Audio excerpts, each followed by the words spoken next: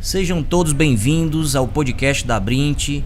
Estamos aqui no Encontro Nacional Abrint 2023, que traz o tema Potencializando Conexões. Eu sou Jorge Morgado e eu tenho o prazer aqui de receber hoje o Dr. Alan, que é da Silva Vitor Faria Ribeiro Advogados, que já está há muitos anos no mercado, ajudando aí os provedores de acesso à internet, está acompanhando essa evolução, a ter os seus contratos mais adequados para cada situação que é exigida dentro do meio de telecomunicações. Seja bem-vindo, meu amigo. Obrigado, Jorge. Obrigado, Abrint.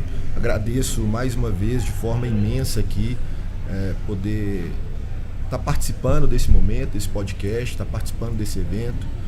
Nós da Silva Vitor já acompanhamos a Abrint desde do nascedouro, desde a origem dela, ajudamos aí, é um prazer falar isso, é uma honra falar isso, ajudamos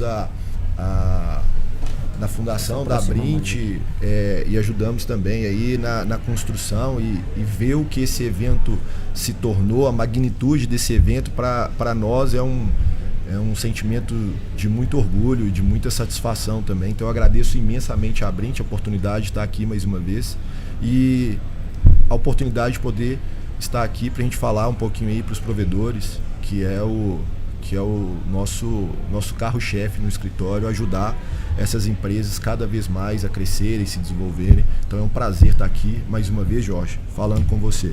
Eu que agradeço. E assim, você sabe, doutor Alan, que esse mercado de provedor, ele está passando por mudanças. Você sabe que a gente, ano passado e esse ano, ainda tem algumas consolidações de mercado, provedores que eles estão percebendo essa mudança toda e eles querem o quê? Querem fazer junção de empresas, querem se tornar uma empresa só, né? Mas você sabe que para chegar a fazer essas fusões precisa-se ter todo um critério legal, né? Precisa ser tudo documentado, né? Contratos que realmente venham a beneficiar ambas as partes. Eu queria que você falasse aí, né? Qual é a sua visão sobre essa nova nomenclatura, esse novo cenário que está acontecendo aí no mercado de ISPs? Muito boa a sua pergunta, Jorge. De uns anos para cá, a gente tem visto um movimento muito forte no nosso mercado, que é esse movimento de fusões, aquisições de empresas. É um movimento natural que vai acontecer e que já aconteceu em vários outros mercados, por exemplo, como nos Estados Unidos com as cables, que são as empresas de televisão por satélite. Lá, não sei se você sabe, mas lá nos Estados Unidos houve esse mesmo movimento que está acontecendo aqui agora, esse movimento de compras, de fusões, aquisições, aglutinações entre empresas de telecomunicações.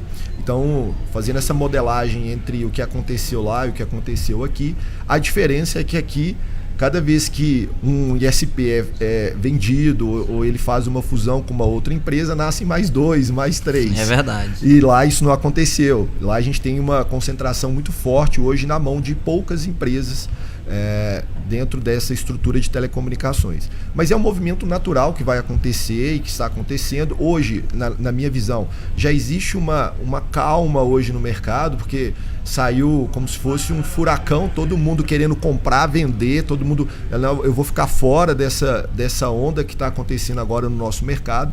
Então, o que a gente tem visto hoje é que hoje existe uma certa calma no mercado, até porque a gente vem de um mundo pós-pandemia, então isso também desacelerou um pouco essas vendas, essas fusões, mas isso vai continuar acontecendo, essas operações vão continuar cada vez mais no nosso mercado. E nada mais seguro do que as empresas se precaverem o quanto melhor para fazer esse tipo de relação jurídica, vamos assim dizer. Por que eu estou falando isso? Porque a gente também vê no mercado empresas que tentam fazer esse tipo de operação e essas operações se frustram por algum motivo ou por algum fato alheio àquela relação jurídica que poderia ter sido previsto se tivessem bem assessoradas, se tivessem bem estruturadas essas relações. Você poderia citar assim, quais são os casos mais comuns que têm acontecido, né, que tenha trago algum prejuízo financeiro para as operações? O que é mais comum que nosso escritório tem visto nesse cenário são operações, por exemplo, quando chega em determinada fase da operação, mas ao final dessa operação existe uma insegurança para prosseguir, ou uma ausência de garantia, por exemplo, ou as informações que foram dadas, elas não estão batendo, não conferem, por exemplo, número de clientes, estrutura da rede, qual que é a sua rede? A minha rede ela é de fibra, aí quando você vai ver, ela é de cabo TP ainda, ou é de rádio, então ela perde um valor, o equipamento que foi dado é um equipamento, o que foi informado não é um equipamento que está na rede. Uma outra coisa também que pega muito nesse tipo de operação hoje em dia, já falando um pouquinho de infraestrutura, a rede não está regularizada junto às companhias de energia elétrica, então existe uma insegurança jurídica tremenda para que a compradora possa prosseguir. Então esse alinhamento de expectativas para que esse tipo de operação continue acontecendo no mercado, ele é extremamente necessário, e tem que refletir isso também nos instrumentos contratuais, fazer contratos bem feitos. Entraves, barreiras podem acontecer? Provavelmente elas vão acontecer, mas se vocês, empresas que fazem esse tipo de operação, têm contratos, assessorias bem robustas, bem sólidas, essas barreiras são facilmente transponíveis. Então hoje a gente tem no mercado, Jorge, esse momento, vamos assim dizer, esse novo momento de visibilidade, e que bom que a gente tem isso, porque as empresas estão crescendo, porque antigamente as empresas menores elas não tinham nem essa possibilidade, sequer pensavam nisso. E hoje em dia a gente vê esse movimento de mercado porque as empresas cresceram, se organizaram, deixaram de ser operadores técnicos, passaram a ser empresários, e isso eu falo que é um benefício, isso é uma vantagem, e a gente tem que dar parabéns para as empresas por essa evolução dentro do nosso mercado como um todo. Agora, é importante dizer também que existe uma necessidade de organização das empresas para que elas cheguem até esse momento específico, esse momento de fazer uma fusão, de fazer uma venda, principalmente para um fundo. Então é importante que essas empresas também se preparem para fazer isso, com um planejamento tributário, uma organização contratual, uma organização estratégica, uma organização administrativa. Então, assim, é importante, muito importante que essas empresas se preparem para esse momento. Então, a gente tem visto realmente no mercado essas operações, e essas operações acontecem principalmente por essas empresas que já tiveram essa visão anteriormente, se prepararam para esse momento, se organizaram para esse momento. Aí as oportunidades, elas sorriem àqueles que estavam já preparados para que essas oportunidades pudessem aparecer. Isso é verdade. Eu tenho visto provedores que, quando perceberam que esse mercado estava avançando para esse tipo, né, de situação que se encontra, começaram a se organizar, né? Por exemplo, a ter todo o seu quadro de colaboradores com carteira assinada, conforme o cargo que cada um está assumindo, pagando os salários de acordo com a categoria, né? Fazendo tudo direitinho, tendo toda a sua contabilidade feita da maneira correta, 100% tributada ali, né? Ou seja, todas essas coisas, né? Tendo a sua rede toda regulada junto à operadora, com contrato, tudo transparente, tudo isso vai dando valor ao negócio e vai atraindo sim essas oportunidades, esses empresários, essas empresas que estão de olho no mercado, querendo, né, fazer aquisição, fusão, e ele faz toda essa avaliação. Eu sei que é uma lista de critérios, né? Não o rol é bem extensivo desses critérios para fim de fazer uma avaliação de uma empresa, para se chegar até um valor, significativo, né, que vai atender os anseios de ambas as partes. É um rol bem forte. E eu destaco dentro desse rol, Jorge, a questão da infraestrutura.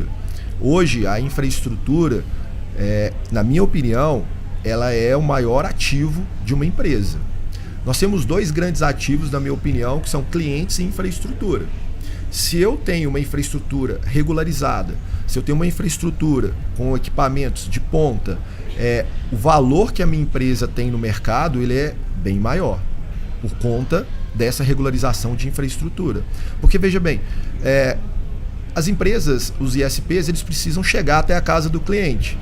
Então, para eu chegar até a casa do cliente, eu tenho que ter uma infraestrutura. Mas para eu ter cliente, primeiro eu tenho que ter infraestrutura. Então, Verdade. Por isso que eu coloco a infraestrutura hoje como um primeiro grande ativo. Segundo, lógico, clientes, que eu preciso também ter valor aqui, eu preciso ter uma clientela, mas eu preciso ter infraestrutura para chegar até a casa dos clientes. Então, essa é a grande sacada hoje. E eu costumo brincar também que muitas empresas elas têm uma Ferrari em casa, mas elas não têm o registro dessa Ferrari. E aí, do que adianta? Eu não posso sair com a Ferrari, porque senão a polícia pode pegar a minha Ferrari e apreender.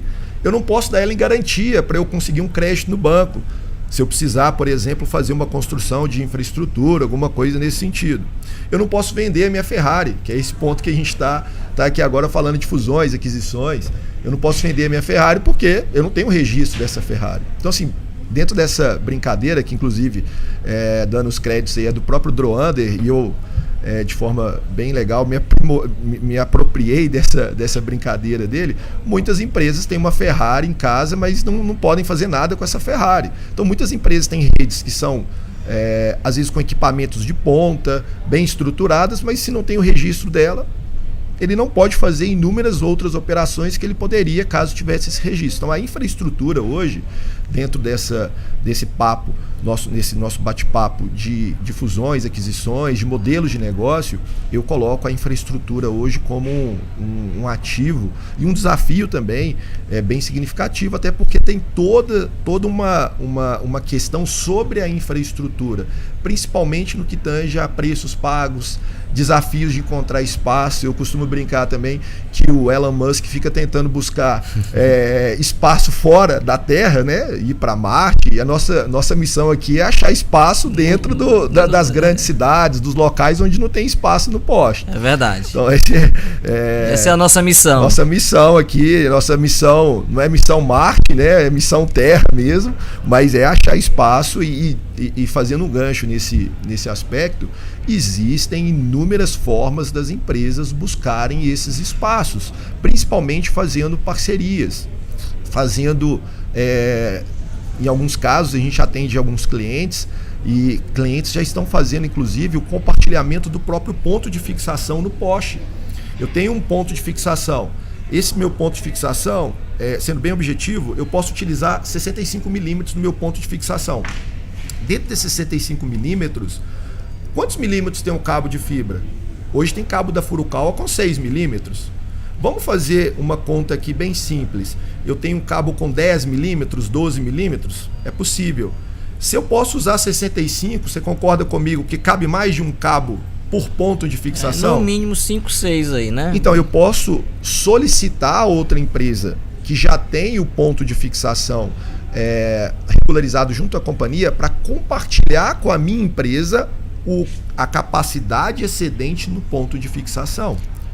O que a gente atribuiu, comumente chamando de compartilhamento do compartilhamento.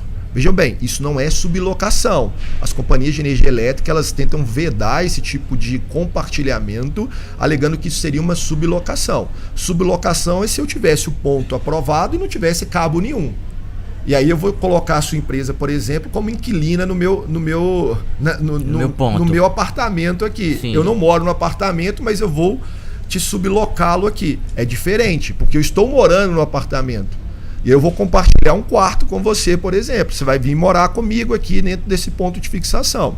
Trocando em miúdo seria essa possibilidade. Lógico que a gente tem que fazer contratos bem feitos. Tem que ter uma relação bem transparente entre as empresas dentro dessa dinâmica. Os cabos têm que ser espinados. Eu tenho que atualizar o meu projeto junto à companhia de energia elétrica, porque o esforço vai mudar. Porque antes eu tinha um cabo, agora eu tenho 2 cabos. Mas veja, as próprias normas técnicas e a resolução 004 da própria Anatel e a ANEEL, a resolução conjunta, ela permite que isso seja possível. Então, muita gente tem pontos de fixação, fica batendo com o projeto junto à companhia de energia elétrica, a companhia de energia elétrica vira e fala assim, não tem mais viabilidade técnica. Veja bem, eu posso procurar outra empresa que já tem o ponto de fixação para eu poder compartilhar com ela esse ponto de fixação, o ponto dela, que está com ela sendo utilizado. Então é uma possibilidade, existem outras possibilidades. Jorge, tem contratos que a gente já fez, por exemplo, que são contratos de compartilhamento de canais DWDM. Pô, que legal. Tem contratos de compartilhamento de lambdas. Tem inúmeras possibilidades que podem ser feitas. Eu posso fazer um swap de fibra, ou eu posso... Enfim, tem várias possibilidades que podem ser feitas nesse sentido. Tem empresas que estão construindo os postes próprios em algumas localidades. Nossa, você está trazendo informações aqui que eu tenho certeza que talvez quem está assistindo a gente nem sabia disso. Mas assim, eu queria ter mais tempo para a gente debater esse assunto, porque eu sei que você tem uma vasta experiência e pode trazer grandes soluções aqui para o mercado. E eu espero a gente nos encontrar lá na Brint Nordeste. Vai ser um prazer. Para a gente dar continuidade a esse podcast e a gente trazer mais informação para quem está assistindo, para quem está acompanhando aqui o nosso podcast. Vai ser agradecer aqui pela tua presença, pela tua disponibilidade, né? As informações que você colocou aqui, eu tenho certeza que vão ajudar todos os provedores que estão assistindo ou que vão assistir o nosso podcast. Muito obrigado, viu? Jorge, eu que agradeço imensamente a oportunidade, agradeço a Brint, e vai ser um prazer meu, do nosso escritório, poder continuar essa conversa no Abrint Nordeste, ou uma outra oportunidade, para que a gente possa aí ajudar cada vez mais o mercado, ajudar cada vez mais as empresas a crescerem. Esse é o nosso propósito no escritório, que é sempre ajudar as pessoas físicas, as pessoas jurídicas, a continuarem a crescer, a melhorar, a evoluir. Então, eu agradeço, deixo aqui meu agradecimento especial a você e à Abrint por essa oportunidade mais uma vez. Muito obrigado aqui de coração. Eu que agradeço e volte sempre. Obrigado, Jorge. Obrigado.